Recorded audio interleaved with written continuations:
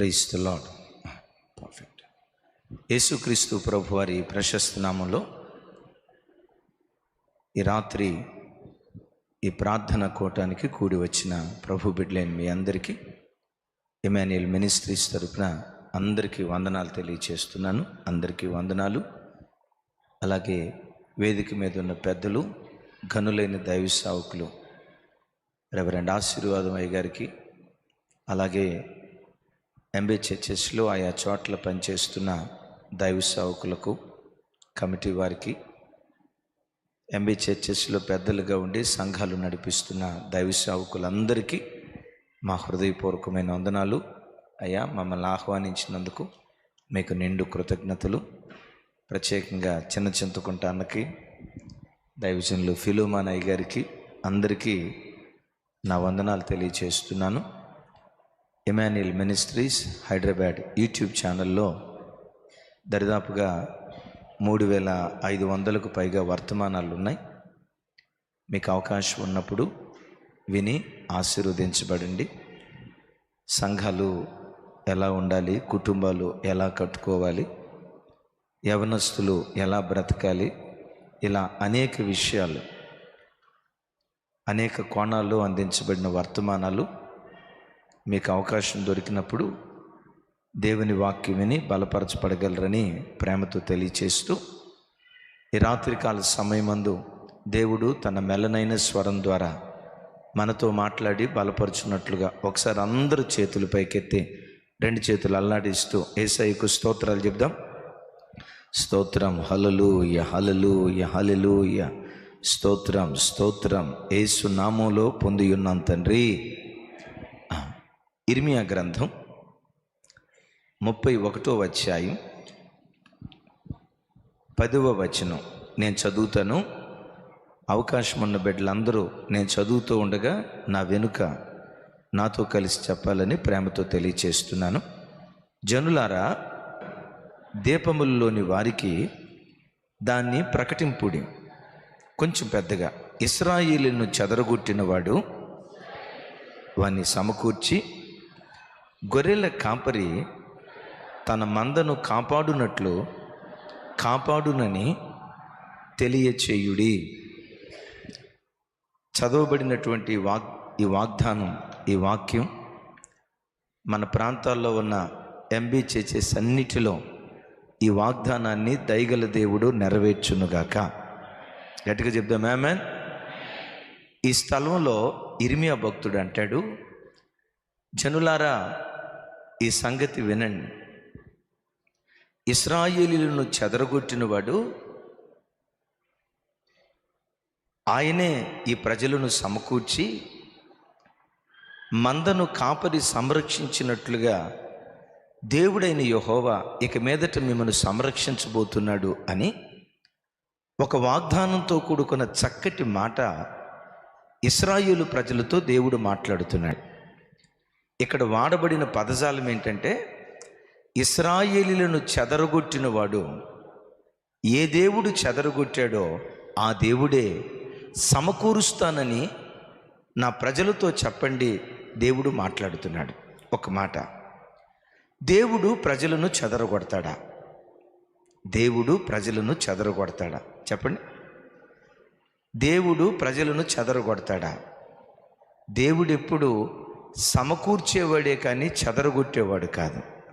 సమకూర్చేవాడు మనం ఆరాధించే దేవుడు, చెదరగొట్టేవాడు శత్రువైన సాతాను. మరి కొన్ని చోట్ల కుటుంబాలు చెదిరిపోతున్నాయి, సంఘాలు చెదిరిపోతున్నాయి. ఐక్యంగా ఒకప్పుడు కలిసి మెలిసి బ్రతికిన కుటుంబాలు, ఐక్యంగా కలిసి మెలిసి బ్రతికిన సంఘాలు ఎక్కడ చూసినా గ్రూపులుగా చిన్నాభిన్నమైపోతున్నాయి. సంఘాలు చెదరగొట్టబడుతున్నాయి, కుటుంబాలు చెదరగొట్టబడుతున్నాయి. ఎందుకు చెదరగొట్టబడుతున్నాయి అంటే, దేవుడు చెదరగొట్టేవాడు కాదు కానీ సాతాను చెదరగొట్టేవాడు. దేవునికి ఇష్టము లేని కార్యాలు సంఘాలలో జరిగిన, కుటుంబాలలో జరిగిన, చెదరగొట్టే సాతానుకు దేవుడు అవకాశం ఇస్తాడు. దేవుడు అవకాశం ఇవ్వనిదే సంఘాన్ని కానీ దేవుని బిడ్డలను కానీ సాతాను ముట్టుకోలేడు. యోబు ఇంటి చుట్టూతా దేవుడు ఏం వేశాడండి? యోబు ఇంటి చుట్టూతా దేవుడు ఏం వేశాడు? కంచె వేశాడు. ఆ కంచె దాటి యోబు ఇంటిలోకి సైతానుగాడు వెళ్ళగలిగాడా? వెళ్ళలేకపోయాడు. ఏ దేవుడు కంచె వేశాడో ఆ దేవుడు కంచె తీసిన తర్వాతే సాతాను యోబు ఇంటిలోకి వెళ్ళగలిగాడు. నేనంట, దేవుడు అవకాశం ఇవ్వకపోతే కుటుంబాలు చెదరగొట్టబడవు, సంఘాలు చెదరగొట్టబడవు. ఇక్కడ ఇశ్రాయేలు ప్రజలను సాతాను చెదరగొడతా ఉంటే చెదరగొట్టే సాతానుకు దేవుడు అవకాశం ఇచ్చాడు. దేవుడు ఇశ్రాయేలును చెదరగొట్టడానికి సాతానుకు ఎందుకు అవకాశం ఇచ్చాడు? 4 కారణాలు చెప్తాను. అసలు ఐక్యంగా కలిసి ఉన్న ప్రజలు మొట్టమొదట ఎక్కడ చెదరగొట్టబడ్డారు అంటే బాబేలు గోపురం దగ్గర చదువు. భూమి అందంతటా ఒకే భాష, ఒకే జాతి, అందరూ ఒకే తండ్రికి పుట్టిన బిడ్డలు గనుక, అదే తొల్లిటి మానవుడైన ఆదాముకు పుట్టిన బిడ్డలు గనుక అందరూ కలిసిమెలిసి బ్రతుకుతూ ఉండేవాళ్ళు. ఒకానొక సందర్భంలో ఒకడి మనస్సులో చెడ్డ ఆలోచన పుట్టింది. ఆ చెడ్డ ఆలోచన స్ప్రెడ్ చేశాడు. ఏమని? మనము చెదిరిపోకుండా ఉండునట్లు, పేరు సంపాదించుకున్నట్లు ఆకాశం అంటే అంత కట్టడాన్ని కడదాం రండి అని ఒకడు అన్నాడు.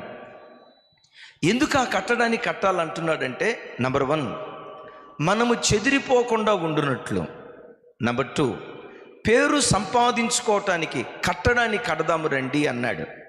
ఆ మాట దేవుడు విని సహించలేక మొట్టమొదట బాబేలు గోపురం దగ్గర ప్రజలు చెదరగొట్టబడ్డారు. ప్రపంచ దేశాలకు చిన్న భిన్నమైపోయారు. బాబేలు గోపురం నాకు మీకు నేర్పే మొట్టమొదటి పాఠం ఏంటో తెలుసా? ఈ బాబేలు గోపురం నేర్పుతున్న పాఠం. ఎందుకు బాబేలు గోపురాన్ని వాళ్ళు కట్టాలనుకున్నారంటే మనము చెదిరిపోకుండా ఉండున్నట్లు. మిమ్మల్ని ఒక మాట అడుగుతా, కుటుంబాలు కానీ సంఘాలు కానీ చెదిరిపోకుండా కాపాడేది కట్టడమా దేవుడా? ఇంకోసారి అడగమంటారా? సమాజం చెదిరిపోకుండా, సంఘం చెదిరిపోకుండా, కుటుంబాలు చెదిరిపోకుండా, వ్యవస్థలు చెదిరిపోకుండా ఒక వ్యవస్థను కాపాడేది కట్టడం కాపాడుతుందా దేవుడు కాపాడుతాడా? ఇప్పుడు వీళ్ళు కట్టడం కడతా ఏమనుకుంటున్నారు? ఇదిగో ఈ కట్టడం కడితే మనం చెదిరిపోకుండా ఉంటాము అని కట్టడాల మీద వారు ఆధారపడుతున్నారు. కాబట్టే వాళ్ళ బ్రతుకులు చల్లా చెదిరైపోయాయి. దైవజనమా, మీరైనా నేనైనా ప్రతి విషయంలో దేవుని మీదే మనం ఆధారపడాలి. దేవుని మీద తప్ప మరి దేని మీద మనం ఆధారపడ్డా మన బ్రతుకులు చల్లా చెదురైపోతాయి. ఎప్పుడు మీ మాటల్లో కూడా నాకేం 2 కొడుకులు ఉన్నారు, సాఫ్ట్వేర్ ఇంజనీర్లు వాళ్ళు, నాకేం అని అన్నావా? నేను చెప్పించట్లేదు సుమి, మీరు ఆలోచించాలని చెప్తున్నాను.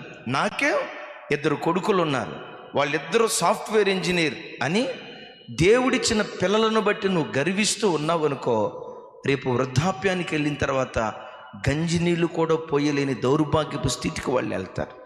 నాకేం సెంట్రల్ గవర్నమెంట్ ఉద్యోగస్తుని, నాకేం గెజిటెడ్ ఆఫీసర్ని, నాకేం కలెక్టర్ని, నాకేం ఎంఆర్ఓని, అదిగో నా ఉద్యోగం, నా ఆస్తి నన్ను కాపాడుతుందని ఎప్పుడు ఆస్తి మీదో సంపాదన మీదో నువ్వు దృష్టి పెట్టుకొని వాటిని బట్టి అతిశయించకూడదు.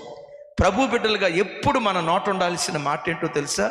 నాకేం, నేను ఆరాధించే నా ప్రభు ఉన్నాడు, కడవరకు ఆ దేవుడే నన్ను కాపాడుతాడు. అయ్యో నీకు 2 ఆడపిల్లలేనంట కదా, ఎలా బ్రతుకుతావు? ఎవరైనంటే ఆడబిడ్డలు కాదు నన్ను చూసేది, మగబిడ్డలు కాదు. ఏ దేవుని నమ్ముకున్నానో ఆ దేవుడే ప్రాణం పోయే ఆఖరి క్షణం వరకు నన్ను కాపాడుతూ ఉంటాడు. ఈ దేవుడు ఎవరో తెలుసా? ముదిమి వచ్చు వరకు, చెప్పాలి, ముదిమి వచ్చు వరకు నిన్నెత్తుకొని వాడను నేనే, తల వెంట్రుకలు నెరియు వరకు, సమాధిలోకి నీ ప్రాణం వెళ్ళే వరకు నిన్ను భుజాల మీద మోసే గొప్ప దేవుడు ఆయన, గొప్ప దేవుడు ఆయన. ఎప్పటి వరకు? ముదిమి వచ్చే వరకు అంటే ముసలితనం వచ్చే వరకు. ఇప్పుడు మన అమ్మోళ్ళు ఉన్నారు, మన అమ్మోళ్ళు మనల్ని ఏ వయసు వరకు ఎత్తుకున్నారు? ఏం మీకు అమ్మా నాన్న లేనట్టు చూస్తున్నారు ఏంటండి? అమ్మ ఏ వయసు వరకు ఎత్తుకున్నారా? చిన్న వయసు అంటే 2 సంవత్సరాలు 3 సంవత్సరాలు. హైదరాబాదులో అమ్మళ్ళు అయితే ఎత్తుకునేది లేదు, ట్రాలీలో నెట్టుకుంటూ వెళ్ళిపోతున్నారు. నెట్టుడు బండి లాక్కున్నట్లు వెళ్ళిపోతున్నారు. సరే, వేరే సంగతి. మన చిన్నతనంలో మన అమ్మా నాన్న 3వ సంవత్సరం వరకు ఎత్తుకున్నారు. 3వ సంవత్సరం తీరిన తర్వాత కూడా 5-6 సంవత్సరాల వయసులో అమ్మ దగ్గరికి వెళ్ళి అమ్మ ఎత్తుకోమ్మా అన్నాం అనుకోండి, అమ్మ మోటు మాట ఏమంటుందో తెలుసా?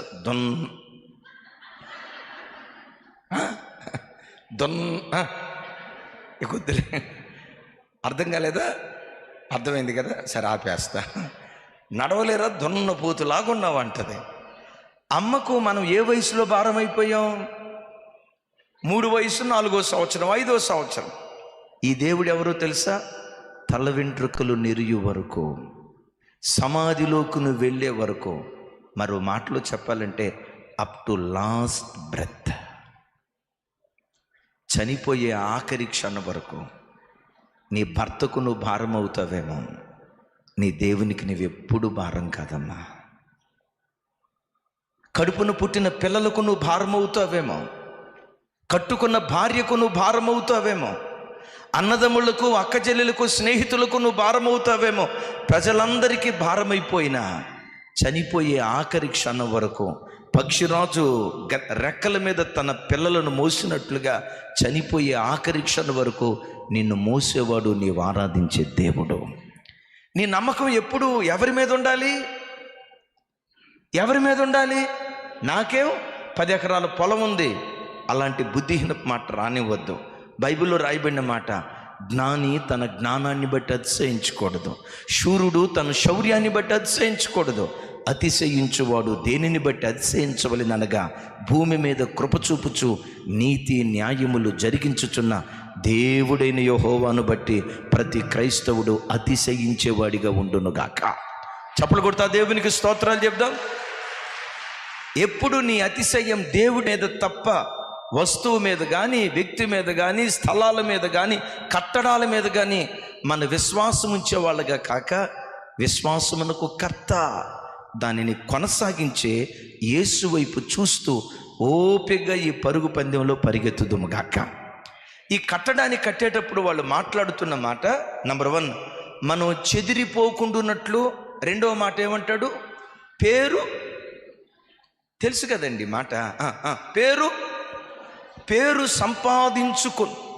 దైవజనమా, కుటుంబాల్లో కానీ సంఘాల్లో కానీ నా పేరు వినబడాలి, నా పేరు కనబడాలి, నేను గొప్పదనాన్ని అందరూ గుర్తించాలి, నేను గొప్పనని అందరూ గుర్తించాలని పేరు కొరకు ప్రాకులాడావా, సంఘాలు మొక్కలు మొక్కలైపోతాయి,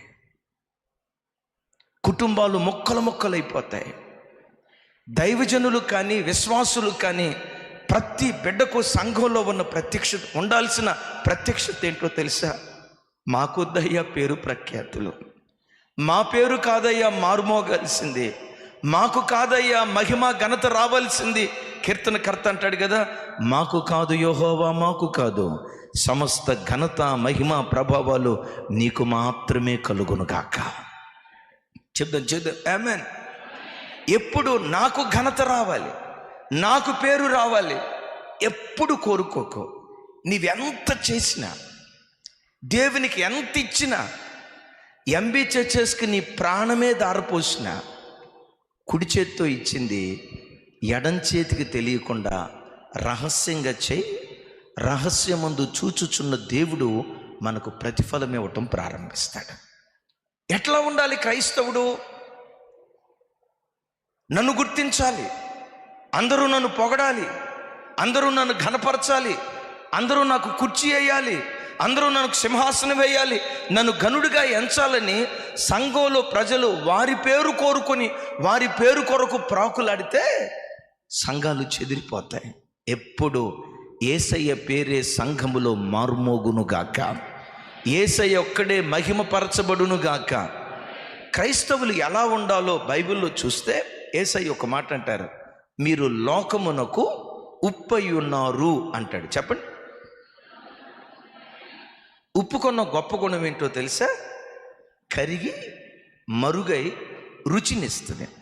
మరొకసారి చెప్తాను, కరిగి మరుగై రుచినిస్తుంది. కూర అంతటికి రుచినిచ్చేది ఏది చెప్పండి? కూర అంతటికి రుచినిచ్చేది ఏది? ఉప్పే. అందుకని ఉప్పు అతిశయంగా అంటదంట, అన్నేసి చూడు. చూసారా, దానికి ఉన్న అతిశయం చూడండి. అంటే నేను లేకపోతే రుచే లేదు అన్నది దానికి తెలుసు. ఉప్పు అంటదంట, అన్నేసి చూడు. అంటే కూర అంతటికి రుచినిచ్చిందేది? కూర అంతటికి రుచినిచ్చిందేది? ఉప్పు. అంత రుచినిచ్చింది కదా, కూరలో ఉప్పు అసలు కనపడదు. ఇప్పుడు చికెన్ ఉండేవండి, చికెన్ ఉండేటప్పుడు తల్లి చికెన్లో ఏమేమి వేస్తాం? చికెన్ ముక్కలు, టమాటాలు, కొత్తిమీర, కరివేపాకు, ఉప్పు, కారం, అల్లం, నూనె, ఇవన్నీ వేస్తారు కదా తల్లి. ఒక అర్ధగంట గంట కూర ఉండేది కదా. ఇప్పుడు అన్నం తిందామని చెప్పి అన్నం వేసుకొని ప్లేట్లో కూర వేసుకున్నారు. ప్లేట్లో కూర వేసుకున్నప్పుడు ఆ కూరలో టమాటా తొక్కలు కనపడతాయా లేదా? కొత్తిమీర కనపడిద్దా లేదా? కరివేపాకు కనపడిద్దా లేదా? చికెన్ ముక్కలు కనపడతాయా లేదా? కనపడకపోతే పేణం బాదు. ఇప్పుడు సెంటర్ ఆఫ్ అట్రాక్షన్ అదేగా. ఇప్పుడు చికెన్ ముక్కలు కనపడకపోతే ఎట్లా? కనపడతాయి. చికెన్ ముక్కలు కనపడ్డాయి కదా, అడుగుతా, ఉప్పు కనపడిందా లేదా? చెప్పాలి. ఉప్పు కనపడిందా లేదా? ఉప్పు కనపడదు. వెతికినా, అరే ఉప్పు వేసాగా, అరే కనపడలేదేంటి? టమాటా తొక్కలు కనపడతాయి, కరివేపాకు తొక్కలు కనపడతాయి, కరివేపాకు కనపడుతుంది. చూడండి, ఇందాక ఎవరో చెప్తున్నారు, అల్లం కూడా కనపడుతుంది, చిన్నులపాయలు, పెద్ద ఉల్లిపాయలు కనపడతాయి. ఇవన్నీ కనపడతాయి, కానీ కూరకు రుచినిచ్చిన ఉప్పు మాత్రం కనపడదు. దైవజనమా, సంఘానికి వచ్చే ప్రజలు ఎలా ఉండాలి?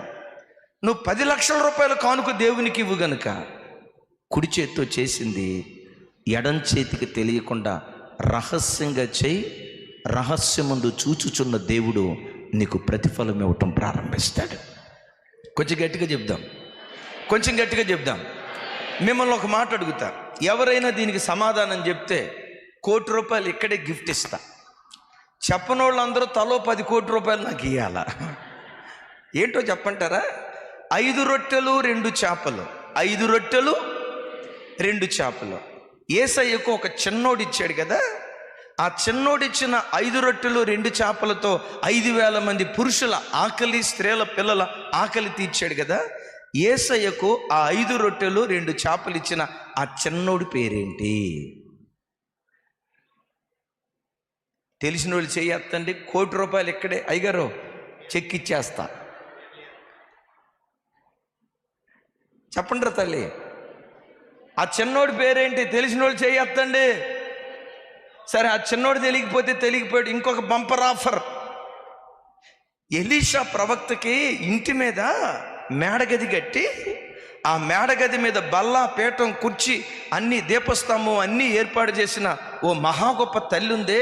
ఆవిడ పేరు ఎవరికైనా తెలిస్తే చెప్పండి.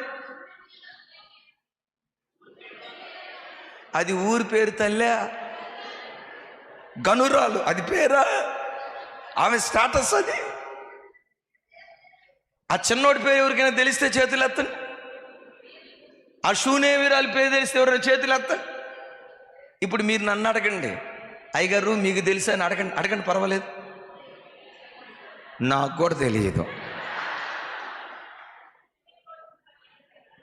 ఎందుకు? వాడు కుడి చేత్తో చేసింది.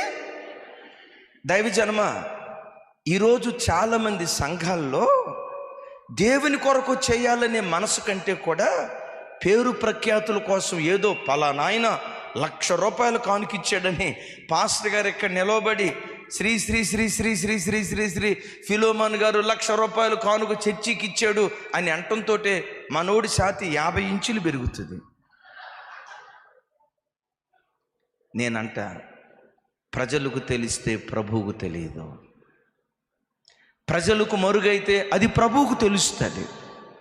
ఎప్పుడు పేరు కొరకు ఏది చేయకు. స్టేజ్ మీద నేను కనపడాలి, గోడల మీద నా పేరు కనపడాలి, నేను అధ్యక్ష పదవిలో, ఎప్పుడు జీవితంలో పేరు ప్రఖ్యాతుల కొరకు పరిగెత్తకు. మరుగైపో. అద్భుతం.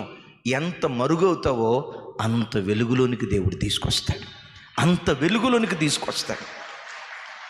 నేను ఇందాక చెప్పే కదా, ప్రభు కొరకు చేయాలనే ఆతృత కంటే కూడా వాళ్ళు 50,000 కానికిచ్చారట, అంతకంటే నేను ఎక్కువ ఇయ్యాల, మా పేరు మారుమోగాలని పేరు కోసం ప్రఖ్యాతి కోసం పరిగెత్తే వాళ్ళు ఉన్నారు.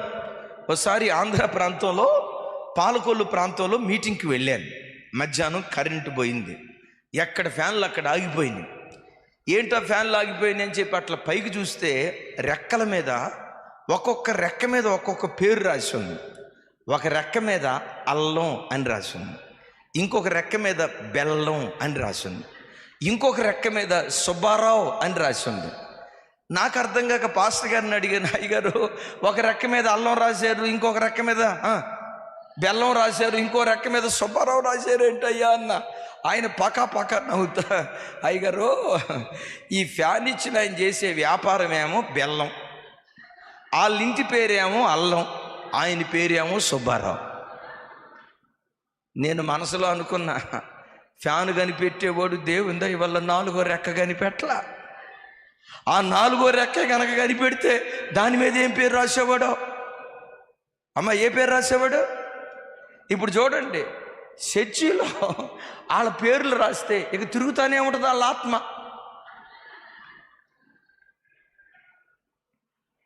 వచ్చిన వాళ్ళందరూ సుబ్బారావు సుబ్బారావు సుబ్బారావు అన్నారంటే ఆ సంగతి దేవునికి తెలియదు. ఎప్పుడు సంఘంలో ప్రజలు నా పేరు వినబడాలి, నా పేరు కనబడాలి, నేను ఈ స్థానంలో నిలవబడి పాట పాడాలి, నేను పాట పాడితే అందరూ, ఎప్పుడు ఆ మనస్సు ఉండొద్దు. యేసయ్యా సంఘంలో నీ ఒక్కడివి మాత్రమే మహిమపరచబడాలి, నీ ఒక్కడివి మాత్రమే ఘనపరచబడాలి. ఆ ఘనత మాకు రాకూడదయ్యా, మేము మరుగైపోవాలయ్యా అని ఎప్పుడు సంఘములో ప్రజలు మరుగుగా ఉండాలని కోరుకుంటే ఆ సంఘాన్ని వెలుగులోనికి తీసుకొస్తాడు. మేం కనపడాలని ప్రజలు ఘనత కొరకు పరిగెత్తితే అది ఏ చర్చ్ అయినా, ఎమాన్యుయల్ చర్చ్ అయినా, ఎంబీ చర్చ్ అయినా, లూథరన్ చర్చ్ అయినా, ఆ సంఘాలు చెదరగొట్టబడతాయి. సహజంగా ప్రతి బిడ్డకుండే, నాతో సహా ప్రతి బిడ్డకుండే మనసు ఏంటో తెలుసా? నేను కనపడాలి, నన్ను 10 మంది గుర్తించాలి. ఉంటుందా ఉండదా? నాకు లేదండి అన్న వాళ్ళు చేతులు ఎత్తండి, ఉందయ్య అన్న వాళ్ళు చేతులు ఎత్తండి. మీరు ఇందాక చేతులు ఎత్తలా, ఇప్పుడు చేతులు ఎత్తలా. గోపి అంటే గోడ మీద పిల్లి, అటైతే అటు, ఇటైతే ఇటు. సరే చూడండి, సహజంగా ప్రజల మనస్తత్వం ఎట్లుంటుందో చెప్తా. మా చర్చిలో ఒక హౌస్ డెడికేషన్ వెళ్ళాం, 11ంటికి వెళ్ళాం, ఎవరూ రాలా. సరే ప్రార్థన ప్రారంభించుదామని ప్రార్థన ప్రారంభించి వాళ్ళ ఇంట్లో చిన్న పిల్లోడు ఒకడు ఉంటే, 7 సంవత్సరాల పిల్లోడు, పిలిచి అన్నాను, రే చిన్న పాట పాడరా అని అన్నా. అంటే అన్నాడు, అన్న నాకు ఫస్ట్ పాట కాదన్నా, లాస్ట్ పాట ఇవ్వాలన్నా అన్నాడు. అరే ఏ పాట అయితే ఏమైందిరా, పాడు అంటే లేదన్నా నాకు లాస్ట్ పాట కావు. 7 సంవత్సరాల పిల్లోడు. సరే చిన్న నువ్వు ఫస్ట్ పాట పాడు, జనం రాలేదు, అందరూ వచ్చిన తర్వాత లాస్ట్ పాట కూడా పాడిస్తా, తప్పకుండా ఇస్తాను అన్న. నేను మనసులో ఏమనుకున్నానంటే, వీడు చక్కగా పాడితే లయ, శృతి, తాళం ఇదంతా ఉంటే తప్పకుండా లాస్ట్ పాట ఇద్దాం, వాళ్ళ హౌస్ డెడికేషన్ కదా అని మొత్తానికి చెప్పా. వాడు మొట్టమొదటి పాట పాడటానికి వచ్చాడు. అద్భుతం తెలుసా, ఎట్లా పాట పాడాడంటే దానికి లయ లేదు, శృతి లేదు, తాళం లేదు, రాగం లేదు, ఎక్కాలు అప్పచెప్పినట్టు అప్పచెప్పాడు. ఇంకా చెప్పాలంటే వేమన పద్యం సుమతి శతకం ఉంటుంది చూసారా? ఉప్పు కప్పు రంబు నొక్క పోలిక నుండు సోడ రుసుల జాడ వేరయ్య పురుషులందు పుణ్య పురుషులు వేరయ్య యశ్వదాభిరామ. పాఠం అప్పచెప్పినట్టు చెప్పాడు. నేను అనుకున్నా, ప్రభా జనం రాకమునుపు వీడికి పాటించి నేను బతికిపోయా, జనం వచ్చిన తర్వాత కనుక నేను పాటిస్తే నా పని అన్యాయం అయిపోయేది. ఇలా చర్చికి వచ్చేవాళ్ళు కనీసం పాటలు పాడేవాళ్ళు కూడా లేరా అని అనుకునేవాళ్ళు. ప్రభా ముందే పాటించి మంచి పని చేశా అని మనసులో ఏం ఫిక్స్ అయ్యానో తెలుసా? ఇక వీడికి పాట ఇవ్వద్దు ఈరోజు ప్రార్థనలో అని అనుకున్నా. నడుస్తుంది, ఇక వాక్యానికి ముగింపులోకి వెళ్ళబోతున్నాం, వాక్యం ప్రారంభించబోతున్నాం. వాడు అక్కడే కూర్చొని ఇట్టా అంటున్నాడు, ఇట్టా అంటున్నాడు, అన్నా నా పాట, అన్నా నా పాట అంటున్నాడు. అడిగి ఏం చెప్పాలో అర్థం కాక సడన్గా నేను వాక్యానికి లేచి వాక్యం చెప్పాను. నేను వాక్యం చెప్తున్నానో లేదో వాడు కుర్చీ మీద నుంచి వెనక్కి వెళ్ళిపోయి ఎటు వెళ్ళిపోయాడు. House dedication.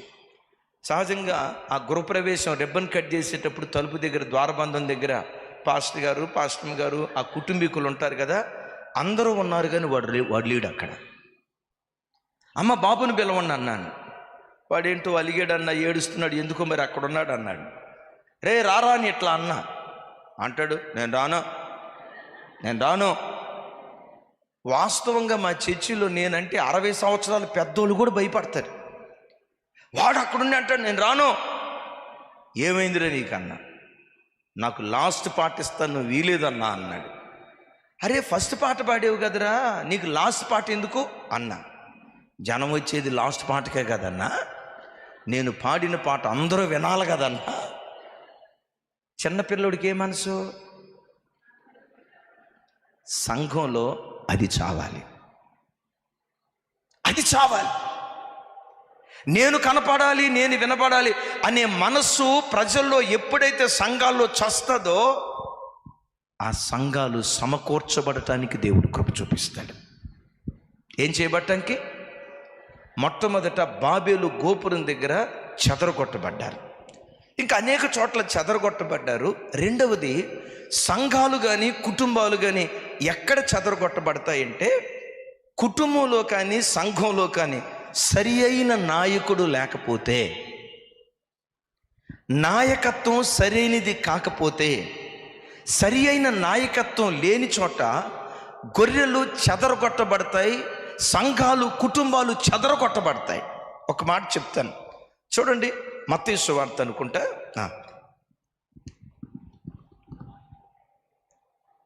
26వ అధ్యాయం.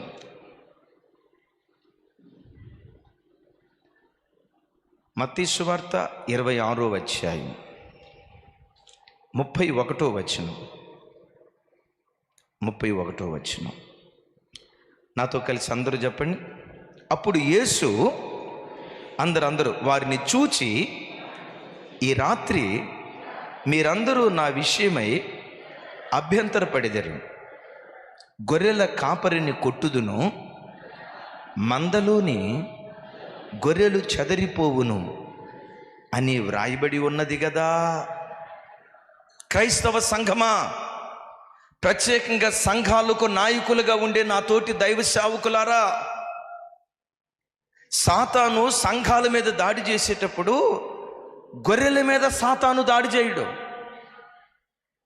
ఏ సంఘంలోనైనా చూడండి, సైతానుగాడు పట్టుకోవటం మొట్టమొదట నాయకుల్నే పట్టుకుంటాడు. చాలా చోట్ల విశ్వాసులు చాలా మంచిగా ఉంటారండి.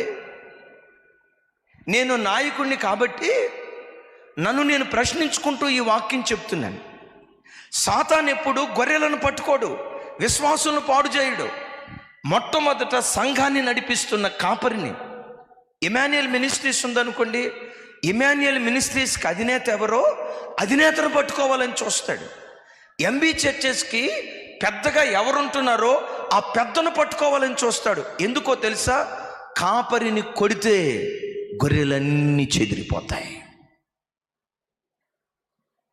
గొర్రెలు చెదిరిపోవాలంటే, సంఘం చెదిరిపోవాలంటే మొదట కాపరిని కొట్టాలని సాతాను ఎప్పుడు నాయకుల మీద పడతాడు. నీకు అర్థమయ్యేటట్లు ఒక మాట చెప్తాను. అడవి పంది ఉంది కదా, అడవి పంది. ఏ పంది? అడవి పంది కానీ గుంట నక్క కానీ, అడవి పంది కానీ గుంట నక్క కానీ, అడవి పంది కానీ గుంట నక్క కానీ ద్రాక్ష తోటను పాడు చేయటానికి వచ్చినప్పుడు అమ్మా అది కొమ్మలను లాగదు, తీగలను లాగదు, ఆకులను లాగదు, ద్రాక్షకాయలను తుంచుకొని తినదు. అడవి పంది కానీ గుంట నక్క కానీ ద్రాక్ష తోటకు వచ్చినప్పుడు మొట్టమొదటి ఏం చేస్తుందో తెలుసా? వేరుందో చూసారా? వేరు దగ్గర మట్టి అంతా తీసేసి మొట్టమొదట వేరును తింటుంది. వేరును తింటే కొమ్మలు, వేరును తింటే చెట్టు, ఒక్క వేరును తింటే చెట్టు అంతా ఎండిపోతుంది. దైవజనమా, ఒక ఎంబీ వ్యవస్థ కానీ ఏ చర్చికైనా ఒక వ్యవస్థకు వేరు లాంటి వాడు దైవ సేవకుడు. సైతానుగాడు పట్టం నాయకుల మీదే పడతాడు. కుటుంబాల దగ్గరకు వచ్చేసరికి విచిత్రం ఏంటో చెప్పమంటారా? ఒక కుటుంబాన్ని పాడు చేయటానికి మొదట పిల్లల మీద వాడు దాడి చేయడు. మొట్టమొదట కుటుంబ వ్యవస్థకు వేరు తండ్రి తల్లి. తల్లిదండ్రుల మీద వాడు దాడి చేస్తాడు. తల్లిదండ్రులు సైతానుగాడుకు దొక్కాడా? తల్లిదండ్రులు సైతానుగాడుకు దొరికారా? ఆ కుటుంబం ముక్కలైపోతుంది. పిల్లలు పాడైపోయిన పిల్లల బ్రతుకు ఏదో ఒక రోజు బాగైపోద్ది. కానీ వేరుగా ఉన్న తండ్రి పాడైతే, వేరుగా ఉన్న తల్లి పాడైతే ఆ కుటుంబ వ్యవస్థ అంతా మొక్కలు చిన్నాభిన్నములైపోతాయి. అందుకని దైవజనమా, ప్రతి సంస్థకు దేవా మాకు మంచి నాయకుడినివ్వు, మా నాయకుడు సరైన నాయకుడిగా ఉండి మమ్మను పరిపాలన చేయనట్లుగా మంచి నాయకత్వాన్ని మాకు దయచే ప్రభు అని సంఘం ఎప్పుడు నాయకత్వం కొరకు ప్రార్థన చేయాలి. సామెతలో ఒక మాట ఎరుగుదురు కదా, నాయకుడు లేని చోట జనులు చెడిపోతారు అని వాక్యంలో రాశాం. కొంతమంది నాయకులు చూడండి, అది ఎంబీ మినిస్ట్రీ కానీ బాప్టిస్ట్ మినిస్ట్రీ కానీ ఏ ఫ్రంట్ లైన్ చర్చెస్ అయినా మిషనరీస్ రక్తపు త్యాగం ద్వారా కట్టబడినవి. ఈరోజు ఈ సుఖం మనం అనుభవిస్తున్నామంటే, ఈ సౌఖ్యం మనం అనుభవిస్తున్నామంటే, ఇంత నెమ్మదైన జీవితాన్ని మనం అనుభవిస్తున్నామంటే మిషనరీల రక్త త్యాగం, యేసయ్య త్యాగం ఎంత ఉందో ఎట్ దట్ సేమ్ టైం మిషనరీల త్యాగం కూడా అంతే ఉంది. వాళ్ళు స్థలాలు అమ్ముకొని, వాళ్ళు పొలాలు అమ్ముకొని, స్థిర చర ఆస్తులు అమ్ముకొని, వాళ్ళ ప్రాణాలు ధారపోసి మన గడ్డకొచ్చి వాళ్ళ కలిగిన దాన్ని ధారపోసి మన ప్రాంతాల్లో 100 ఎకరాలు మిషనరీస్ కొరకు కొన్నారు. వాళ్ళ పొలాలమ్మి మనకు పొలాలు పెట్టి సంపాదించి పెట్టారు. వాళ్ళ ఇళ్ళమ్మి మనకి ఇల్లు కట్టించారు. అంత త్యాగం చేసి ఎకరాల పొలాలు సంపాదించి పెడితే గుంటూరు జిల్లా ఆంధ్ర ప్రాంతంలో ఒక చోట జరిగిన సంగతి. ఒక మిషనరీ ఆ ప్రాంతంలో మినిస్ట్రీ స్టార్ట్ చేసి 66 ఎకరాల పొలాన్ని సంపాదించాడు మందిరం కొరకు. హాస్పిటల్ ఒకవైపు, మందిరం ఒకవైపు, చిల్డ్రన్స్ హోమ్ ఒకవైపు, అనాథ ఆశ్రమం, విధవరాళ్ళ ఆశ్రమం. దాన్ని చూసి ఏమనుకునేవాళ్ళు తెలుసా? ఇదే చిన్నపాటి పరలోకం అనుకునేవాళ్ళు. ఎన్ని ఎకరాలు సంపాదించారని చెప్పాను? కొంచెం గట్టిగా, ఇంకొంచెం గట్టిగా. 66 ఎకరాలే ఎందుకు కొని ఉంటారు చెప్పండి?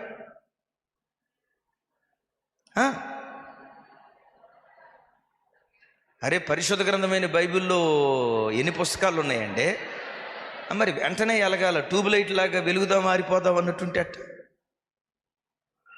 పరిశుద్ధ గ్రంథంలో 66 గ్రంథాలు ఉన్నాయి కదా, ఆ 66 గ్రంథాలకు సాదృశ్యంగా 66 ఎకరాల పొలం సంపాదించి పెట్టారండి. ఆ మిషనరీల చరిత్ర చదివితే వాళ్ళకున్న ఇళ్ళమ్మి, పొలాలమ్మి ఈ తెలుగు ప్రజలకు యేసయ్యను పరిచయం చేయాలని ఇదే ప్రాంతాలకు వచ్చి చివరికి ఇక్కడే చనిపోయి సమాధి చేయబడ్డారు. బాధాకరమైన సంగతి ఏంటో తెలుసా? వాళ్ళు చనిపోయిన కొన్ని సంవత్సరాల తర్వాత ఆ వ్యవస్థకు నాయకుడిగా ఉన్న ఒక ఆయన 66 ఎకరాల పొలంలో 60 ఎకరాలు అమ్మేసి 6 ఎకరాలు దశంభాగం 6 ఎకరాలు మాత్రమే మినాయించుకున్నాడు. బ్రతికిన దినాల్లో విచిత్రం ఏంటో తెలుసా? ఈ చేతికి 4 ఉంగరాలు, ఈ చేతికి 4 ఉంగరాలు, మెడలో బంగారు గొలుసు. ఆ గొలుసు కూడా ఏ సైజో తెలుసా?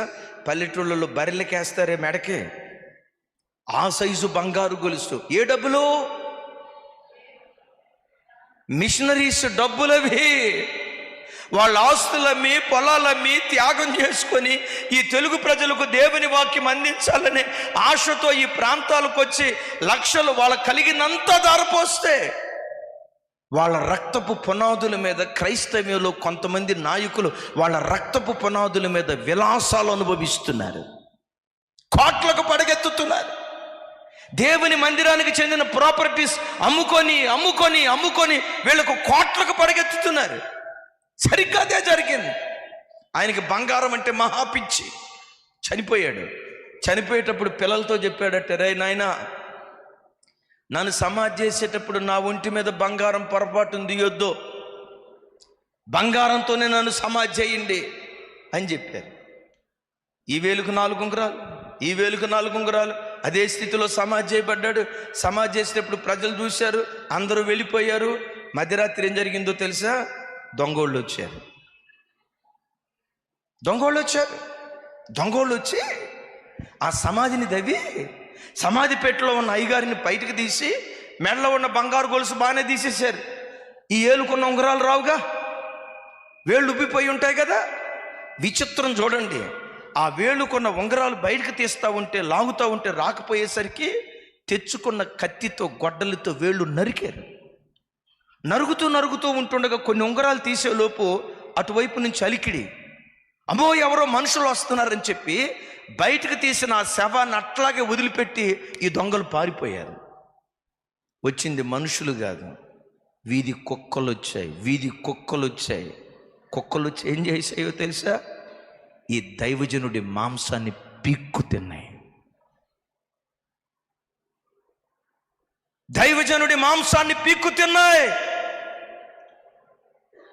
సరైన రీతిలో సమాధి చేయబడకపోతే పడిపోయిన పిండం గతి మేలని వాక్యం అంటుంది కదా.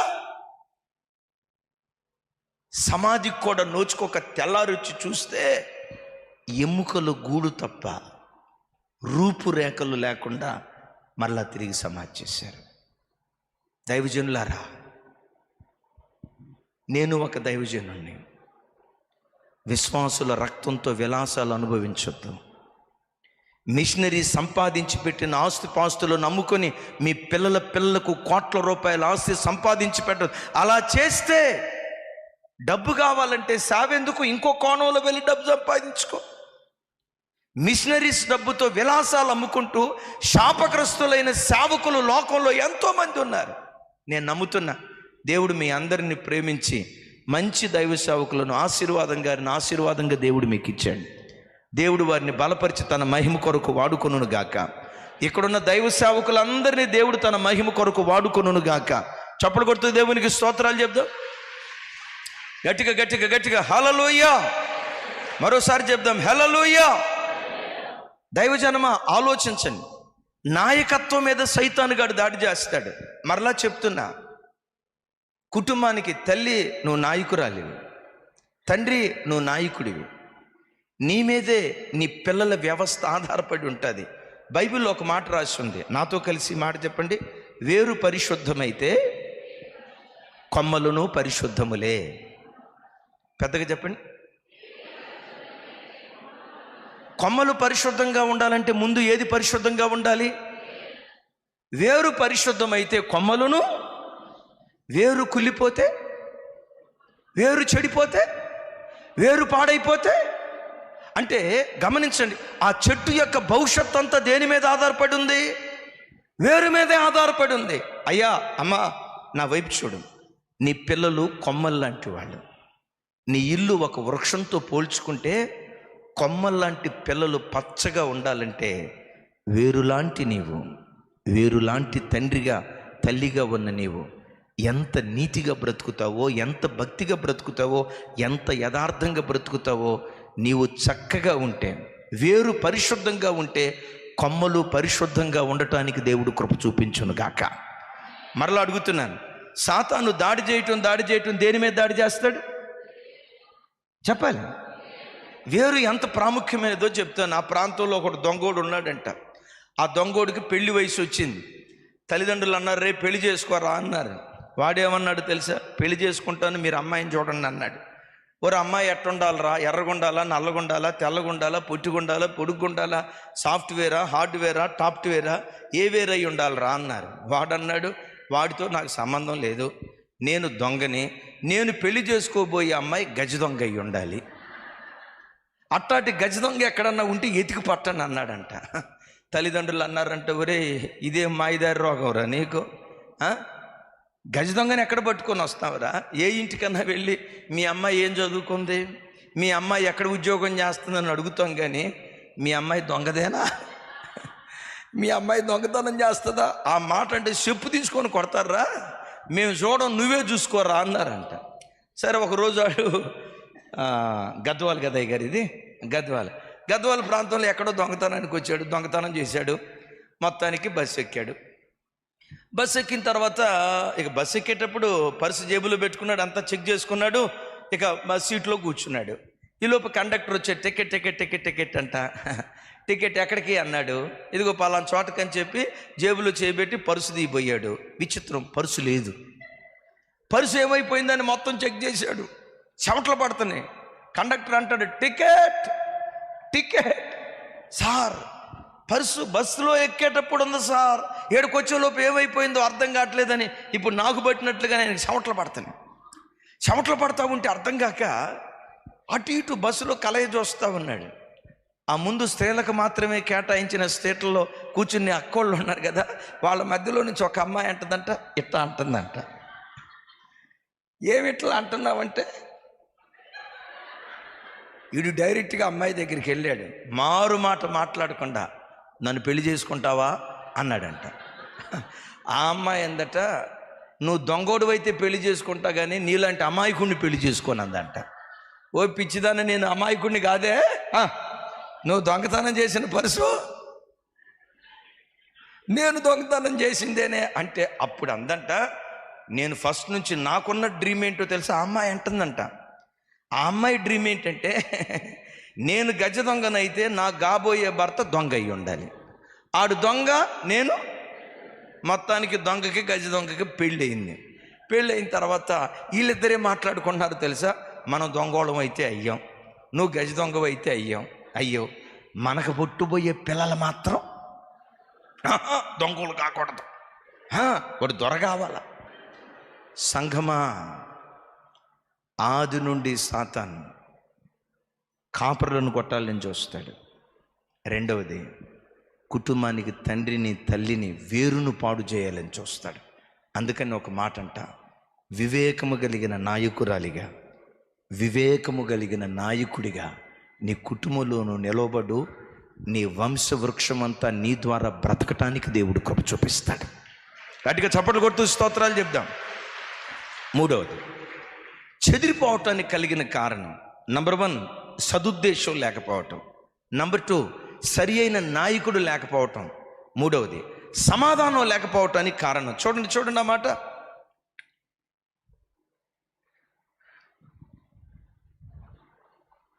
కీర్తనల గ్రంథం 68వ అధ్యాయం 30వ వచనం.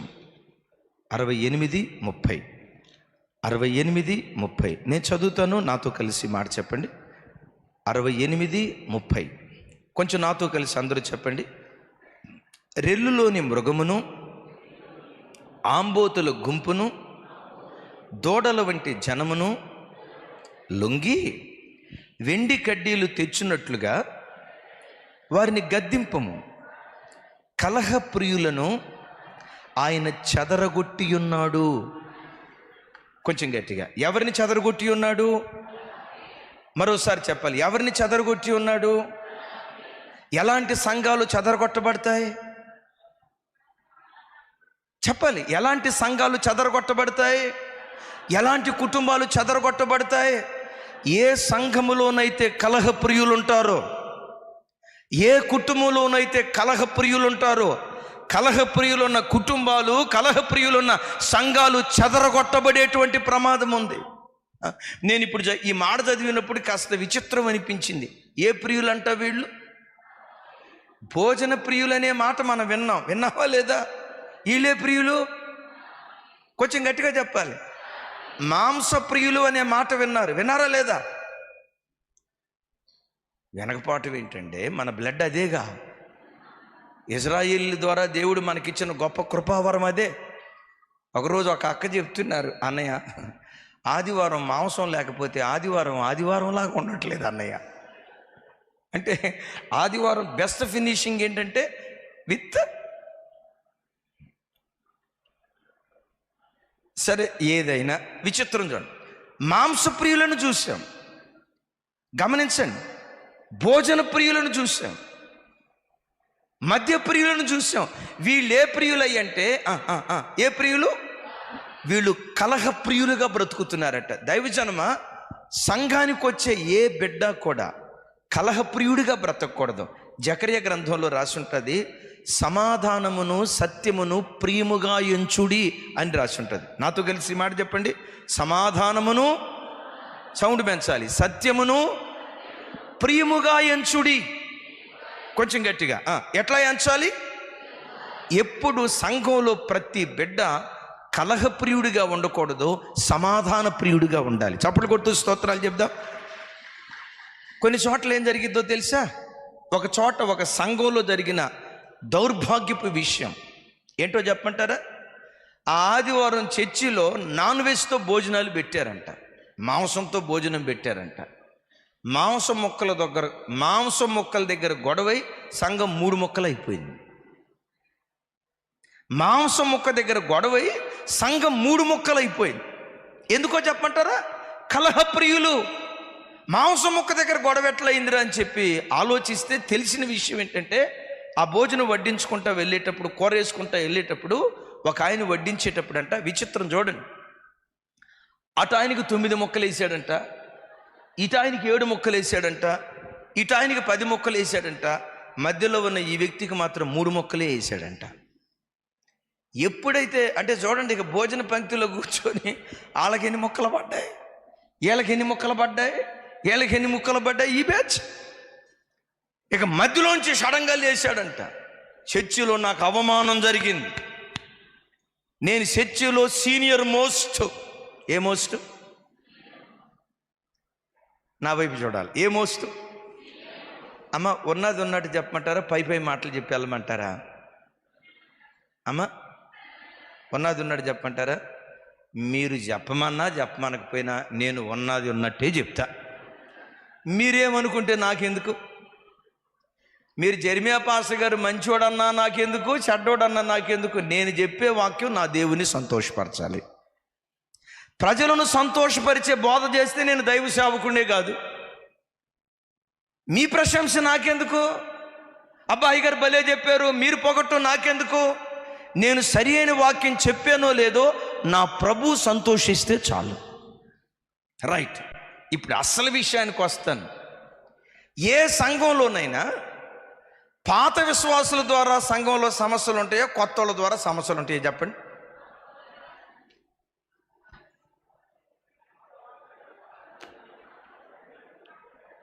వాళ్ళు ఏం చెప్తున్నారు నాకు వినపట్లేదు. అయ్య గారు మీరు చెప్పండి ఒక మాట. నాకు కూడా వినాలి. పెద్దగా చెప్పండి అమ్మా తల్లి. పాత విశ్వాసుల ద్వారానే సమస్యలు వస్తాయని పాత విశ్వాసులే చెప్తున్నారు. నేనంట, పాత విశ్వాసులు ట్రబుల్ మేకర్స్గా ఉండాలా, ట్రబుల్ షూటర్స్గా ఉండాలా? చెప్పండి. ట్రబుల్ మేకర్స్గా ఉండాలా, ట్రబుల్ షూటర్స్గా ఉండాలా? పాత విశ్వాసులు సమస్యలను పరిష్కరించే వాళ్ళగా ఉండాలి, కానీ సమస్యలు సృష్టించే వాళ్ళగా ఉండకూడదు. ఏ సంఘంలోకి వచ్చినా ఎవరిని కదిలించిన ఏమంటారు తెలుసా? ఈ సంఘం పునాది వేయబడక మునుపు నేనున్నా, మాకు గుర్తింపేదే, మా గౌరవం ఏదండి, మా కుర్చీ ఏదండి. నేనంట, నువ్వు పాత విశ్వాసివి కనుక అందరూ తగ్గించుకున్న దానికంటే నీవు మరెక్కువగా తగ్గించుకోవాలి, మరెక్కువగా ఎందుకు? సంవత్సరాల నుండి నువ్వు వాక్యం వింటున్నావు కదా, సంవత్సరాల నుండి దేవుని బోధ నీకు అందుతుంది కదా. దీనత్వం అంటే ఏంటో, సాత్వికం అంటే ఏంటో, లోబడే తత్వం అంటే ఏంటో, సహించే గుణం అంటే ఏంటో, ఓర్చుకునే గుణం అంటే ఏంటో సంవత్సరాల తరబడి నువ్వు ప్రసంగం విన్నావు. సంవత్సరాల తరబడి నువ్వు ప్రసంగం విన్న తర్వాత దాన్ని వినిన దానికి తగినట్లుగా మనం బ్రతకాలి కదా. కొత్తగా వచ్చిన వ్యక్తి నిన్న మొన్న వాక్యం విన్నాడు, సాత్వికాన్ని గూర్చి కొంతే విన్నాడు, సహనాన్ని గూర్చి కొంతే విన్నాడు, ఓర్పును గూర్చి కొంతే విన్నాడు, ప్రేమను గూర్చి కొంతే విన్నాడు, దీనత్వాన్ని గూర్చి కొంతే విన్నాడు. అతను విన్నది కొంత, పాత విశ్వాసిగా విన్నది నీవు ఎంతో విన్నావు. ఎంతో విన్నప్పుడు దానికి తగిన నాణ్యమైన భక్తి జీవితం మనలో నుంచి బయటకు రావాలి కదా. ఎక్కువ శాతం సంఘాల్లో సమస్యలు సృష్టించేది పాత విశ్వాసులే. మీలో ఎవరైనా మీరెట్టా చెప్తే ఇంకోసారి పిలవనండి అని అన్నారా? అసలు మీ దగ్గరకు వచ్చే టైం నాకే లేదు, నాకు ఇటు వచ్చే అంత పని నాకేం అవసరం ఉంది చెప్పండి. ఒక రకంగా మా ఫిలోమాన్ గారు, మా పెద్దయ్య గారు పదే పదే దేవుని కృప, మీరు యూట్యూబ్లో చూస్తుంటారు, కొన్ని వేల మంది ప్రజల్ని, యూట్యూబ్లో కొన్ని లక్షల మందిని చేరుకోవటానికి. అలాగని అతిశయంతో నేను చెప్పట్లేదు సుమి, సంఘం దిద్దుబాటు చేయబడాలని ఈ మాట నేను చెప్తున్నాను, నిర్మోహమాటంగా ఈ మాట చెప్తున్నా. అందుకనే పాత విశ్వాసులారా చూడండి, పాత విశ్వాసులు సంఘంలో కొన్ని చోట్ల ఎలా ఉంటారో, కొత్తగా ఎవరైనా సంఘానికి వచ్చారనుకోండి, కొత్తగా వచ్చిన వాళ్ళు కాస్త బెరుకుగా ఉంటారు. ఎవరైనా నన్ను పలకరిస్తారేమో, ఎవరైనా ఒక మాట పలకరిస్తే బాగుండని ఎదురు చూస్తారు. పాత విశ్వాసులు ఉంటారు చూసారా, నేను అందరూ కాదు కొంతమంది పాత విశ్వాసులు ఏం చేస్తారో తెలుసా? ఆ కొత్త ఆయన వచ్చి బెరుకుగా ఉండి, ఆయన వచ్చి ఈ పెద్ద ఆయన చూసి అయ్యా వందనాలు అన్నాడు అనుకోండి, ఈ పెద్ద ఆయన ఏం చేస్తాడో తెలుసా? ఓకే, ఇట్స్ ఓకే, తలకాయ ఊపుతాడు. నేనంట కొత్త వ్యక్తి దగ్గరికి పాతోళ్ళు వెళ్ళాలా, కొత్త వ్యక్తి దగ్గరికి పాతోళ్ళు వెళ్ళాలా, పాత ఆయన దగ్గర కొత్త వాళ్ళు వస్తారా? నువ్వు నిజంగా దేవునిలో ఎదిగిన దానివైతే నేల మట్టుకు తగ్గించుకొని, చెల్లి ఎక్కడి నుంచి వచ్చారా, మీ పేరేంట్రా, కుటుంబంలో ఏమైనా సమస్య ఉందా నాకు చెప్పరా, మా కుటుంబ ప్రార్థనలో చేస్తా, అయ్యగారికి మీ సమస్య చెప్తా, మన సంఘంలో గొలుసు ప్రార్థన జరుగుతుంది, నీ కొరకు ప్రార్థన చేస్తారా అని ఆ కొత్తగా వచ్చిన వారిని ఆదరిస్తూ మాట్లాడు. చచ్చే వరకు సంఘాన్ని వదిలిపెట్టడు. పచ్చని ఒలీవ మొక్కలాగా ఆ సంఘంలో నాటబడటానికి దేవుడు కృప చూపిస్తాడు. గట్టిగా చప్పట్లు కొడుతూ స్తోత్రాలు చెప్దాం. ఎప్పుడు సంఘములో కలహప్రియులు ఉండకూడదు. పాటల దగ్గర కలహం, పంచేటప్పుడు కలహం. అరే లెందీ అయిపోయింది ప్రోగ్రాం, కొన్ని పాటలు కట్ చేద్దామని పాస్టర్ గారు కట్ చేశారు అనుకోండి, ప్రోగ్రాం లెందీ అయిపోయిందని. అరే ఎప్పుడు పాడుకునే పాటలే కదా, ఎవరైనా గెస్ట్ స్పీకర్లు వస్తే 4 వాక్యాలు చెప్పిద్దాం అనే ఆలోచనతో కొన్ని పాటలు కట్ చేశారు అనుకోండి, ఇక అయ్యగారు కట్ చేసే లోపు అమ్మగారు అయ్యగారిని కట్ చేస్తుంది. మేము ఎంత ప్రాక్టీస్ చేస్తే మేము ఇన్ని రూపాయలు, మీరు అట్లా కాదమ్మా, నాకు మాత్రం మీ ముఖాల్లో నేను నిజం చెప్తున్నాను, దేవదూతలే కనపడుతున్నారు.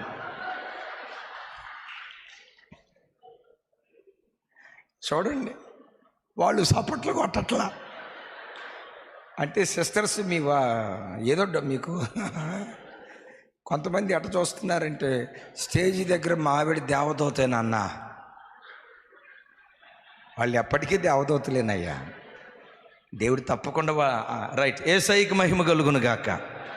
ఎప్పుడు కలహప్రియులుగా ఉండొద్దు. ఇప్పుడు నేనంట, నీవు కలహప్రియురాలివో కాదో దాన్ని క్రాస్ చెక్ చేసే ఒక గుణం ఏంటో చెప్పంటారా? ఓ పురుషుడా, నీ భార్యతో కలహించే వ్యక్తివో కాదో దాన్ని సూచించే సంకేతం ఏంటో తెలుసా?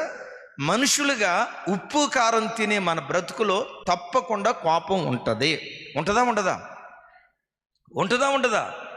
ఉంటుంది, తప్పకుండా ఉంటుంది. అయితే నువ్వు సమాధాన ప్రియుడివైతే ఉదయం కోప్పడితే, మధ్యాహ్నం కోప్పడితే, సూర్యుడు అస్తమించే లోపు ఆ భార్యతో నువ్వు సమాధాన పడతావు. సూర్యుడు అస్తమించే లోపు ఆ భర్తతో నువ్వు సమాధాన పడతావు. కలహప్రియురాలివనుకో, సై అంటే సై, బుస్ అంటే బుస్, జార్జ్ బుష్ అయిపోతావు. ఇప్పుడు చూడండి, నువ్వు మాట అంటే నేను 10 అంట, అలా పందెపు కోడిలాగా నువ్వు దిగేవనుకో, కలహప్రియురాలివి. వాక్యం ఏమంటుంది? సూర్యుడు అస్తమించే లోపే ఆ వ్యక్తితో సమాధాన పడకపోతే వాక్యం అంటుంది అపవాది ఇంటిలో ప్రవేశిస్తాడు. కొంతమంది భార్యాభర్తలు ఎట్లుంటారో తెలుసా? గొడవ అయిపోద్ది. వారం 10 రోజుల పాటు అక్క ముఖం ఎంతలో పెట్టుకుంటుంది, మావోడు పుచ్చకాయ ఎంత పెట్టుకుంటాడు, మావోడు పుచ్చకాయ అక్క నిమ్మకాయ ఎంత పెట్టుకొని ముఖం ఇంతలో పెట్టుకొని ఇక పలకరించుకోరు. మరి ఇంట్లో కార్యక్రమం ఎట్లా? ఈ అక్క గోడ వైపు తిరుగుతుంది, డబ్బులు ఏమీ లేవో గోడతో చెప్తుంది, మా వాడు ఇటు తిరుగుతా తీసుకో, ఏం కూర వండమంటావు, ఏదో ఒకటి వండి సావు. ఏమంటది? నేను చస్తే ఇంకో పెళ్లి చేసుకుందామని. ఇటువైపు తిరిగిన ముసలోడు ముసిముసి నవ్వులు నవ్వుకుంటాడు. ఇది పిల్లలు చూస్తారు. ఎవరు చూశారు? ఇది పిల్లలు చూశారు. పిల్లలు చూసామనుకుంటారంటే మా అయ్యగారేమో సమాధానం గురించి చెప్తాడు, కానీ మా అమ్మ నాన్నకే సమాధానం లేదు. సాయంత్రం కుటుంబ ప్రార్థన చేసుకుంటావా? ఒకవేళ పొరపాటున మనస్సాక్షి చంపుకొని నువ్వు ప్రార్థన చేస్తే నీ పిల్లలు ఉన్నారు చూసారా, నువ్వు ఏడుస్తా ప్రార్థన చేస్తా ఉంటే వాడు కళ్ళు తెరిచి గుడ్ల గుబ్బిలాగా చూస్తాడు. ఏమనుకుంటాడో తెలుసా? మా అమ్మ ప్రార్థన గట్టిగానే చేస్తుంది, మా నాన్నను గట్టిగానే తిడుతుంది, సూపర్ మా అమ్మ.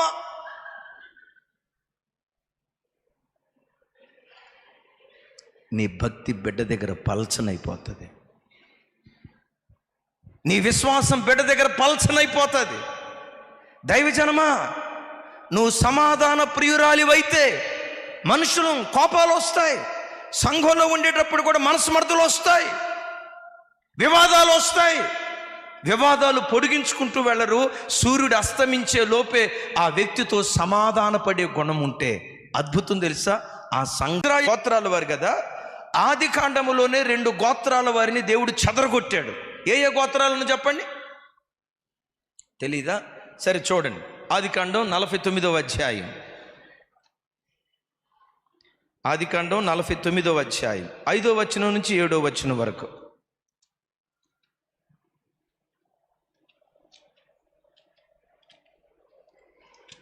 ఆ, 49వ అధ్యాయం 5వ వచనం నుంచి 7వ వచనం వరకు నేను చదువుతాను. త్వరగా నాతో కలిసి చెప్పండి. షిమియోను లేవి అను వారు అందరూ సహోదరులు, వారి ఖడ్గములు బలత్కారపు ఆయుధములు. నా ప్రాణమా, సౌండ్ పెంచాలి, వారి ఆలోచనలో చేరవద్దు. తమ్ముడా, సౌండ్ అంటే నువ్వు కాదు, వాళ్ళ. అరే రైట్, థ్యాంక్ యూ. నా ఘనమా, వారి సంఘములో కలుసుకొనవద్దు. వారు కోపము వచ్చి అవుట్పుట్ తగ్గించు. వారు కోపము వచ్చి మనుషులను చంపిరి, తమ స్వేచ్ఛ చేత ఎద్దుల గుదికాలి నరమును తెగగొట్టిరి.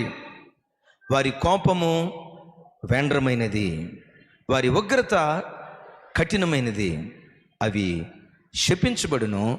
యాకోబులు వారిని విభజించెదను, ఇశ్రాయేలీలలో వారిని. ఇప్పుడు చెప్పండి, ఆది కాండంలో చెదరగొట్టబడిన 2 గోత్రాలేవి? ఎందుకు వాళ్ళు చెదరగొట్టబడ్డారు? కలహప్రియులుగా బ్రతికారు. అమ్మా, అయ్యా, ఎక్కడెక్కడి నుంచో దేవుడు మనలను సమకూర్చి ఒక సంఘంలో చేర్చాడు కదా. మీ సంఘంలో ఎవరితోనైనా మనస్మర్థ ఉంటే, ఈ కోట నిజంగా మీకు ఆశీర్వాదంగా ఉంది అనేది ఎప్పుడు అర్థమైందో తెలుసా? అసమాధానంగా ఉన్న ఆ అక్కతో నువ్వు సమాధానపడదువుగాక. సంఘంలో ఎవరితోనైనా నీకు మనస్మర్థ ఉంటే ఆ వ్యక్తి యొద్దకు వెళ్ళి సమాధానపడు, ఆ వ్యక్తితో ఐక్యపడు. వద్దక్క, ఇక మన గొడవలు వద్దు, నిన్ను గూర్చి ఎప్పుడు ఇంకొకసారి నేను నెగిటివ్గా మాట్లాడను, ఇంకొకసారి ఎప్పుడు నీతో నేను వివాదపడను. మన ఇద్దరం ఒక తండ్రికి పుట్టిన బిడ్డలం, రాక్క మనం కలిసి ఉందాం, అన్నా రాన్న మనం కలిసి ఉందామని మీరు ఐక్యపడండి. అలా ఐక్యపడి మీరు సమకూర్చబడితే దేవుడు ఈ మందకు కాపరిగా ఉండునుగాక. దేవుడి మందకు కాపరిగా ఉండునుగాక. సంగమా, ఎప్పుడు కూడా విలువైన మాట చెప్తాను, వాళ్ళట్లా వీళ్ళిట్లా ఎవరిని పాయింట్అవుట్ చేస్తూ మాట్లాడద్దు, ఎప్పుడు మాట్లాడద్దు. ఎవరి బలహీనతలు గూర్చి గుసగుసలాడద్దు. ఈ గుసగుసలాడే విషయంలో నేను అక్కోళ్ళకి చెప్తాను, నా చెల్లెల్లో నన్ను ఒక తండ్రిగా చూసుకోండి.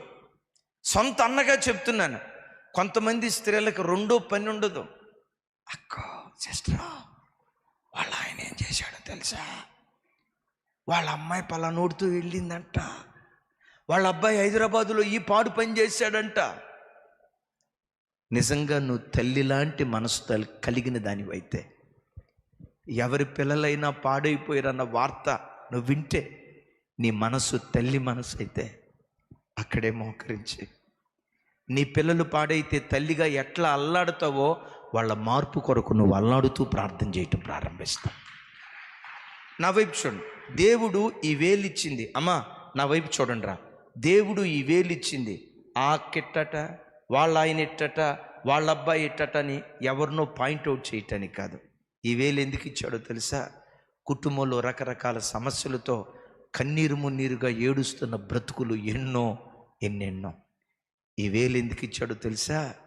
కన్నీళ్లు కారుస్తున్న ఆ తల్లుల కన్నీళ్లు తుడవటానికి ఈ వేలును దేవుడిచ్చాడు. రోధిస్తున్న వ్యక్తుల కన్నీళ్లు తుడవటానికి దేవుడు ఆ వేలిచ్చాడు. ఇలాంటి వ్యక్తులుగా మనం బ్రతుకుతూ ఉంటే మన సంఘాలు చెదరగొట్టబడో, సమకూర్చబడతాయి. చప్పట్లు కొడుతూ స్తోత్రాలు చెప్దాం. ఆఖరి మాట చెప్తాను. నంబర్ 1, సదుద్దేశం లేకపోతే చెదరగొట్టబడతారు.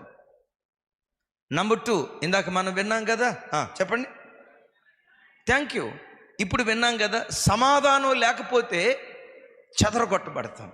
ఆఖరిది, సరి అయిన మార్పు ప్రజలలో లేకపోతే, మార్పు లేని ప్రజలున్న సంఘాలు చెదరగొట్టబడతాయి. దీనికి బైబిల్ ఒక్క మాట చూపించి ఇక నేను క్లోజింగ్లోకి వెళ్తాను. ఇర్మియా గ్రంథం 13వ అధ్యాయం 23-24 వచనాలు.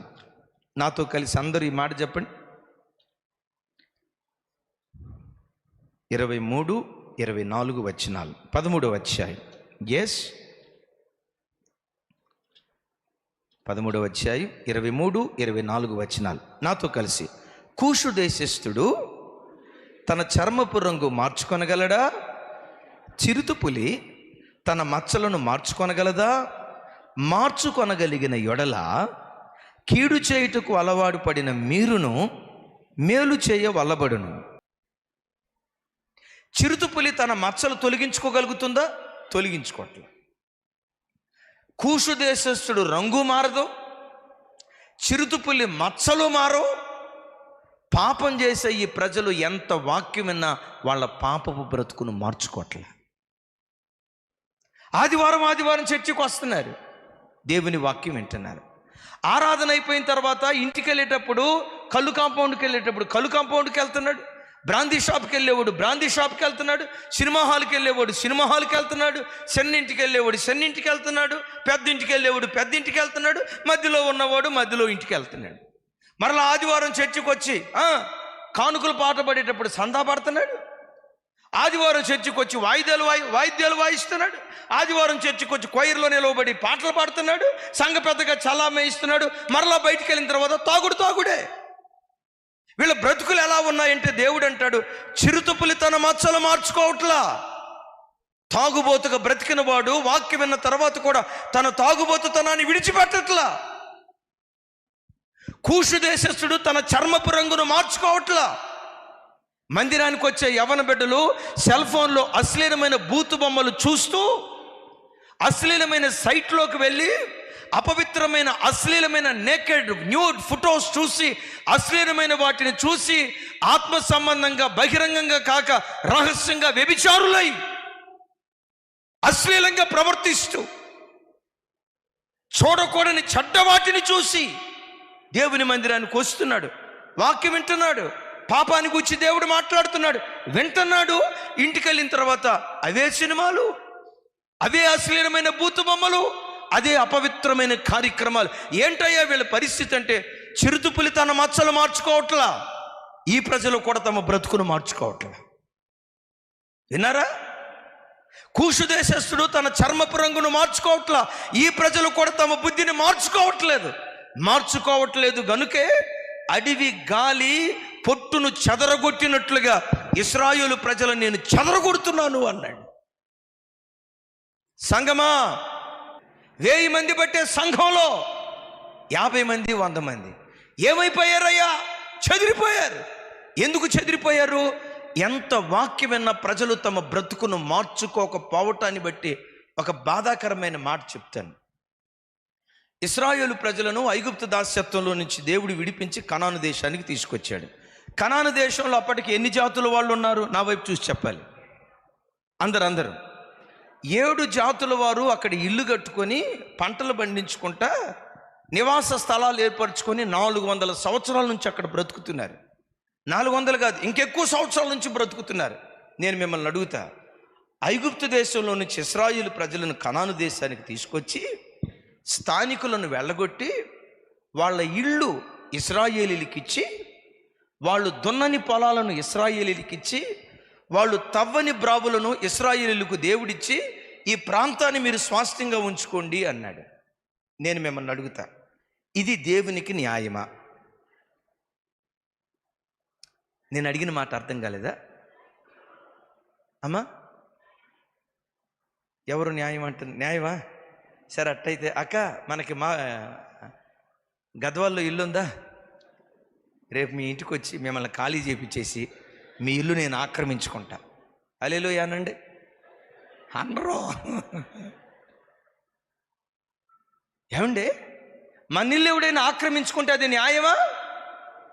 అరే, 400 సంవత్సరాలకు పైగా కనాను దేశంలో ఆ 7 జాతుల వాళ్ళు ఉంటున్నారు. వాళ్ళు కట్టుకున్న ఇళ్లలో నుంచి బలవంతంగా దేవుడు ఖాళీ చేయించాడు. వాళ్ళు తవ్వుకున్న బావులు, వాళ్ళు నాటుకున్న ద్రాక్ష తోటలు, వారు కొనుగోలు చేసిన పొలాలలో నుంచి వాళ్ళని బలవంతంగా బయటకు నెట్టించేసి ఆ స్థలాన్ని దేవుడు ఇశ్రాయేలీయులకు ఇచ్చాడు. మానవ భాషలో చెప్పాలంటే ఇది అన్యాయంగా కనపడుతుంది, కానీ దైవ దృష్టిలో ఇది న్యాయమే. ఏంటో తెలుసా? దేవుడు ఇశ్రాయేలు ప్రజలతో ఏం చెప్పాడంటే, ఇశ్రాయేలీయులారా, కనాను దేశానికి మిమ్మల్ని తీసుకొని వెళ్తున్నాను. ఆ 7 జాతుల వారిని ఈ మాట బాగా పట్టుకోండి. 7 జాతుల వారు వాళ్ళు చేసే అసహ్యమైన కార్యాలు భరించలేక భూమి వాళ్ళను కక్కివేసింది. వీళ్ళని నేను భరించలేను, వీళ్ళ అకృత్యాలు నేను సహించలేను అని ఆ నేల కక్కివేసింది. ఇప్పుడు వాళ్ళు తరమబడుతున్నారు. మిమ్మల్ని కనాను దేశానికి తీసుకెళ్ళిన తర్వాత భయభక్తులుగా బ్రతకండి. మీ ఇష్టానుసారంగా బ్రతికారా? కనానీయులను ఆ నేల ఎట్లా కక్కేసిందో ఆ కనాను దేశం మిమ్మల్ని కూడా కక్కేస్తుంది. కక్కివేయబడ్డారు. క్రీస్తు శకం 70వ సంవత్సరంలో కక్కివేయబడ్డారు. 1948వ సంవత్సరం వరకు ఆల్మోస్ట్ 1870 సంవత్సరాలు ఇశ్రాయేలీయులు దిక్కుమొక్కు లేని వాళ్ళుగా ప్రపంచాలకు చల్లాచెదురైపోయారు. ఎందుకు ఇశ్రాయేలీయులు చెదిరిపోయారు అంటే, కనానీయులు చేసిన హేయమైన కార్యాలే ఎంత వాక్యమన్న వాళ్ళ బ్రతుకును మార్చుకోలేదని గాక కక్కివేశారు.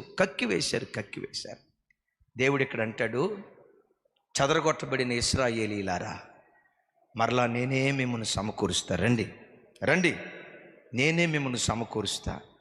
సమకూర్చిన తర్వాత కాపరి మందను కాపాడినట్లుగా చూడండి, కాపరి మందను కాపాడినట్లుగా సమకూర్చిన నేనే రాగల దినాల్లో మిమ్మలను సంరక్షించబోతున్నాను. సమకూర్చిన నేనే.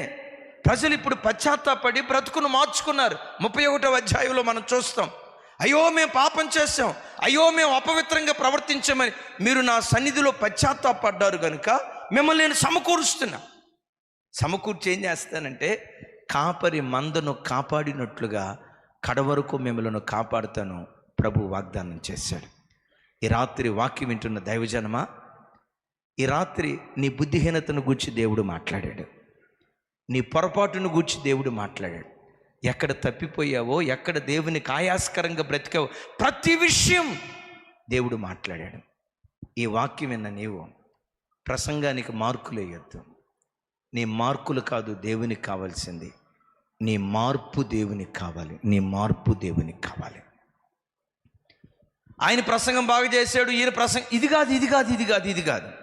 నీ మార్కులు కాదు ఈరోజు కావాల్సింది. ప్రభా, నాతోనే మాట్లాడా, ఆ బుద్ధిహీనత నాలో ఉందయ్యా, మా సంఘాలు మా కుటుంబాలు చెదరగొట్టబట్టడానికి నాలో ఉన్న ఈ బుద్ధిహీనపు జీవితమే కారణమయ్యాని నిజంగా దేవుని సన్నిధిలో హృదయపూర్వకంగా నువ్వు పశ్చాత్తాపడితే ఇశ్రాయేలీయులను సమకూర్చున్నవాడు ఈ ఎంబీ పరిచర్యను కూడా నా దేవుడు సమకూర్చబోతున్నాడు.